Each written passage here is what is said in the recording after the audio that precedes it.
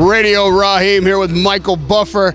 You are now, I guess, moderating the first event that really is for Kovalev v. Ward. Talk to me about, I've never seen you in the moderation role before. What does this mean?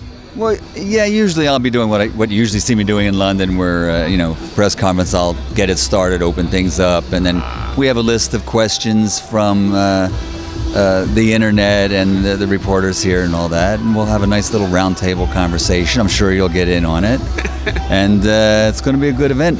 Great fight, too. Great fight coming up. Well, I have to ask you about it. I saw you in Oakland just last Saturday. Now you're here with Kovalev. When you see these two superstars match up, is this the kind of fight that really can propel both or either of them into another realm of fame and success in this sport? Yeah, you hit the nail on the head totally. The winner of this fight really gets elevated to a plateau of being more of a crossover fighter and first pay-per-view fight for each guy. But what's really great about this is we have two of the top 5, Ring Magazine top 5 guys fighting each other. Because usually when you have pound-for-pound rankings, they're in different weights. But here we have two guys in the light heavyweight division, both rated as the best in the world in the top 5, actually facing each other. And that's only happened, as far as undefeated fighters, that's only happened 3 times. 1990 was Chavez Taylor, 1999 De La Hoya Trinidad. All those fighters were undefeated when they faced each other. And here, only the 3rd time in history for the Ring Magazine rankings that we have 2 of the best pound-for-pound fighters undefeated facing each other. So it's a great night of history. You've had the opportunity to see both fighters up close numerous times. The matchup is what interests everybody. How do you see the matchup? Always even-handed, so we can always depend on an unbiased opinion from you, so we got to get it. How do you see these two, once they step in the ring, facing each other? It's the classic matchup, just like Ali Frazier and the master boxer against the slugger. And, we just have to wait and see. Is it going to be full of excitement? Is it going to be is Andre going to just go in and out and try to build up points? He's got to stay away from that power, a devastating power too. And so we're going to see the master boxer against the devastating puncher, who has shown when he fought Bernard, he's a pretty good boxer himself when he wants to, and has good footwork and everything. So it's going to be an interesting fight as well as a great fight. In your experience through the decades in this sport, when fighters step up in weight, is it true or is it a myth that it can diminish their power? I'm thinking of Ward now.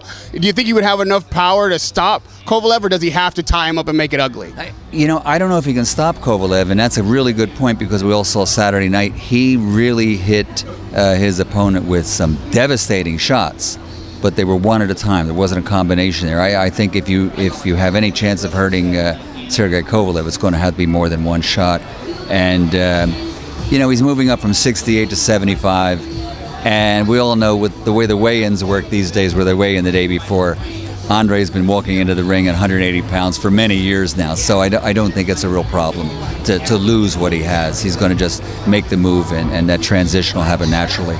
And then on the flip side, when you have a slugger like Kovalev, who's really kind of stand-up, straightforward fighter, but has so much power, is that enough to best a guy that may have more skills and experience in there than you? Can a fighter like that blow through a guy who's better than him?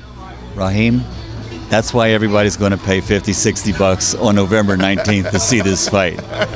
We all want to see what's going to happen. I have no answer for that. Now, there's a couple more fights on the horizon, and you having worked all over the world, certainly on both sides of the pond, there's an interesting fight with Canelo and Liam Smith coming up, a guy from the other side coming to Dallas to fight Canelo. What's your thoughts on that matchup, and do you think Smith's got a shot? He's a tough guy. Canelo does have a style that leaves him open at times for a puncher, but his power just usually takes that away. So a good fight. It's that his more natural type fighting weight at 154. It'll be his 2nd time to capture if he wins a junior middleweight title. And then on the same card we have Sanders fighting, which may be a setup for him to get another shot at the middleweight title, and down the road a big fight with Triple G. So a lot of things in play here in September, October, November.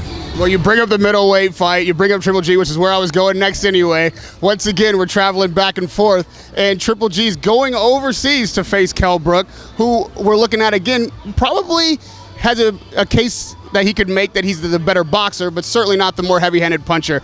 Talk to me about that matchup, the breakdown, and does Kell Brook have a shot? You know, again, this is something I think you know more about also because you've been there for Kell Brook, and you've seen the type of fighter he is. He's a talented fighter. He's got 35 wins, 34 wins, something like that, and a lot of power and a big-bodied welterweight. I mean, he's a guy that has to struggle to weigh in at 147. So I don't really see a problem there because Golovkin is not what we call a big middleweight. I mean, he walks around at 170 pounds, 10 pounds over your fighting weight. Most of these guys walk around 20 and 25 pounds over their fighting weight, when they're not in training camp. So I think it's a pretty even match, and history will show you that welterweights, Carmen Basilio beat the great Sugar Ray Robinson, and almost beat him the second time, except his eye got shut. And he was a welterweight that moved up to the middleweights, and that's historically, what's his name, Emil Griffin, same thing, moved up with no problem. So we're just going to have to wait and see. I think it's a great fight, and I actually believe, sincerely, this is the toughest fight Triple G's had in his career, especially over the last 6-7 years. One thing people may not know about you is you have such a great grasp on the history of the sport. You're very well informed and obviously have been eyewitness to so much in this sport. The big controversy, or at least argument, that happens between boxing fans throughout the ages is the pound-for-pound list. What's the criteria that goes into it? Everybody's got their own. What's Michael Buffer's criteria for pound, and how you determine who lands where?